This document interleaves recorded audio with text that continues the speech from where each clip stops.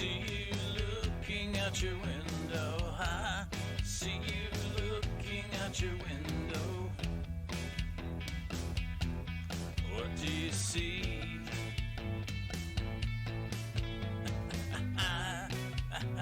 Wondering what you're thinking. Wondering what you're thinking. What can it be? Welcome back, everybody. This is the Professor, and it's always an adventure.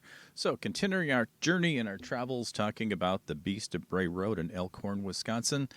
My friend Anthony and I have figured out what exactly did we need to maybe get started doing this little adventure.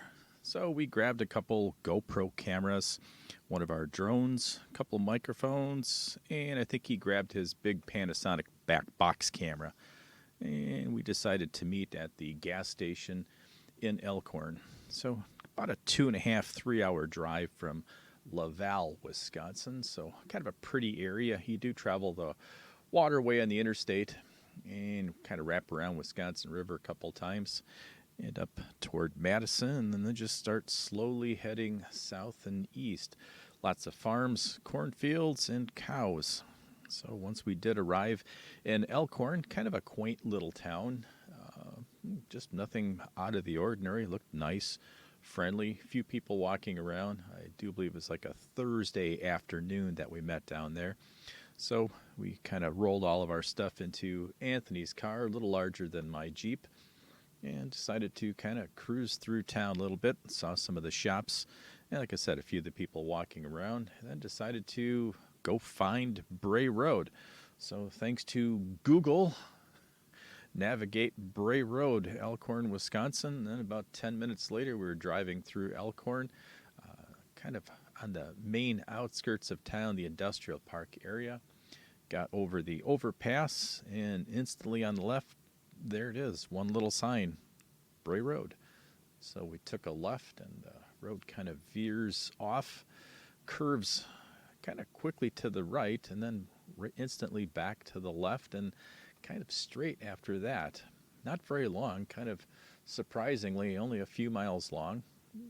First you hit a few houses, and then an occasional farm field, and then just a couple wooded spots. And that's where one of the farms is that the person's had the sightings that kind of triggered the Elkhorn Beast of Bray Road episode on one of those other adventure channels. So we saw that area, and once again, just not a lot. Just one little thick stand of trees going kind of across the road. Well, obviously not on the road, but on the right side through the farm, and then thickened a little bit going east, and then going west, just a strip. Once again, just a strip of thick trees, a couple overgrown areas, and most of the stuff's been taken over by subdivisions and some farmland. So almost all the usable land is used at that point. Not like it's a swampy area or anything like that. So kind of launched the drone to get an overhead view of what's going on, and kind of just like it shows on Google Earth Maps, you have that little strip of heavily wooded tree area, and then just kind of wraps and goes and goes and goes, kind of heads north and east toward Heartland, where Sophia Bierman lives, and she's had her two encounters that we'll talk about in the next episode. So once again, just kind of wraps up there, and you think about if something was indeed hiding or I guess trying not to be seen. I guess most animals don't really want to be seen unless they're pets or coming in for food from, residents in the little towns and villages. But, obviously not some kind of a Sasquatch, Yeti, or werewolf or Beast of Bray Road would be one of doing those types of things. So, like I said, as you follow that, a person or something could stay hidden in there.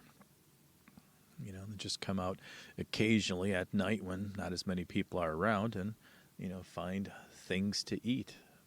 With the waterways, you've got fish, you've got your local critters, raccoons, larger stuff like deer, an occasional bear. Not sure if I'd want to tackle a bear, But if you're a werewolf, hey, power to you. So once again, just, could it happen? Yeah, possibly. Could there be something that we're not seeing? Yeah, possibly. So once again, is it a werewolf, a bear? Hopefully some cameras, drone shots, thermal imaging using our FLIR cameras, or who knows, some technology. Maybe we'll catch something. So we kind of finished up our drone shot, brought her back in. Figured we'd take a peek at that footage when we got back into the studio.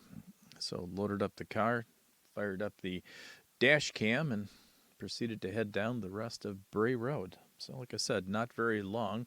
Some more houses, a couple more farms, kind of veers to the right and then instantly to the left, and the last sign that says Bray Road. So all in all, just a few miles long, but it is what it is. Most of the sightings that we've read about on the internet, a couple of the interviews that we did with the director of the Historical Society in an upcoming episode also, it seems like a lot of the sightings or appearances are after bar time. Coincidental, alcohol influenced or induced? Don't know. Could be. So once again, we'll make our own conclusions after we get some more evidence and spend a little more time in the area. So we proceeded to turn back around Bray Road and follow it in the opposite direction. And once again, kind of making occasional notes as far as things that looked interesting. And probably the most interesting area was right around that one farm with the stand of trees where a couple of the sightings were. So we decided to plant a couple of our trail cams in there. Some of the less expensive ones in case they'd happen to, let's say, wander off between now and the next time that we made it back to Elkhorn. So we used a couple of the camouflaged cameras, put them in a couple trees, used our GPS locator to map where they were. So, not that's the years of the miles, but the memory starts to fade after a while. So hopefully we could find the cameras again. That does get interesting, wandering around the woods and figuring, that's a tree, which tree did I use? So the GPS locator usually gets us with a couple feet, so it does help. So like I said, we got those planted, hidden, and then proceeded to drive off back into town, go back into our separate vehicles, and kind of go grab lunch in town. Stopped at one of the Chinese restaurants in town, and they knew we were in town with the logos on the side of the vehicles. They kind of asked us what we were doing. We told them we're just doing a follow-up on the episode of The Beast of Bray Road, and of course everyone in town had seen it. So they gave us their own opinion, which, interesting, kind of belittles us Wisconsinites as far as not knowing the difference between an animal and a dog. But once again, that's their conclusion, not ours. But we prefer to be in the woods with some type of protection, whether it be some type of knife, machete, or, depending on the property, some type of firearm or sidearm just for protection. Probably not going to go wandering around the woods at night with some pretty clothes, my nice shoes, hairspray, cologne, and a camera. Maybe if you can throw the camera really hard, I guess, but no. So we prefer to do it on the safe side. So wrapping up our meal, talking to a couple of the waiters, like I said, about their own experiences there at the restaurant. Hopefully set up something a little warmer on the inside rather than trekking through the woods in the snow or ice water in the spring. Kind of seems like what we normally end up doing.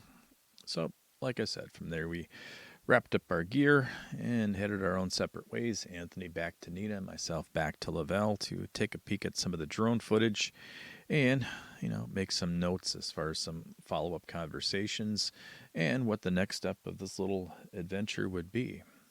So unlike me hearing the ticking from my iPhone timer going directly into my Zoom Pod 4 recorder, note to self, we'll just be moving that in a different position and see if that continues happening.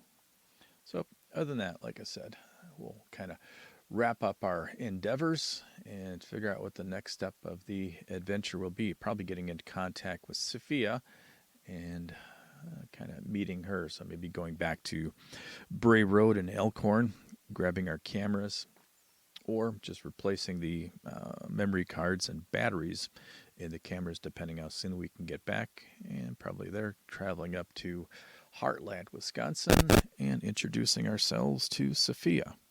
So other than that, hope you guys enjoy. Stay tuned for the next part of the adventure. And remember, stay safe, stay warm, and it's always an adventure.